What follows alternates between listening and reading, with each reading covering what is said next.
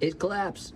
Tonight, 2 construction workers are missing after a massive 5-alarm fire in Charlotte, North Carolina. It was huge. The pictures were terrifying.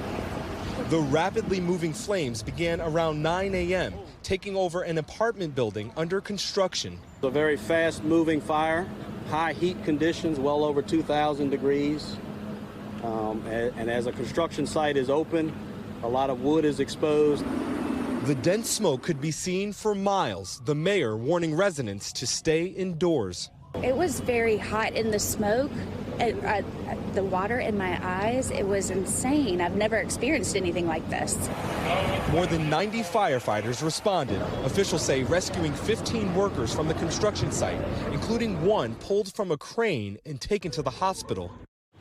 The blaze so intense at times, some firefighters needed help. We had several maydays. Mill Creek Residential, the company who owns the apartment building, says no residents were living there and that our #1 priority is the health and safety of the people who are working there today and those in the surrounding area. All right, Shaq Brewster joins us tonight from the scene there in Charlotte. Shaq, first up, what do we know about those 2 missing construction workers? Well, Tom, no update this evening yet on the status of those 2 missing construction workers. There was some confusion earlier in the day when the fire department released a tweet saying that 2 workers had been accounted for, but they quickly revised that and said that those 2 workers have been unaccounted for. You saw those images, the smoke billow. You saw it from miles away. It's really a dire situation, so much so that the police department is now asking for members of the public to help. If they know of anyone who is at the scene and have not heard from anyone, they're asking you to contact Charlotte Police, Tom. And then finally, I mean, from the scene there behind you, Shaq, it looks like this fire is under control. It's been put out. Give us an update on the state of the fire.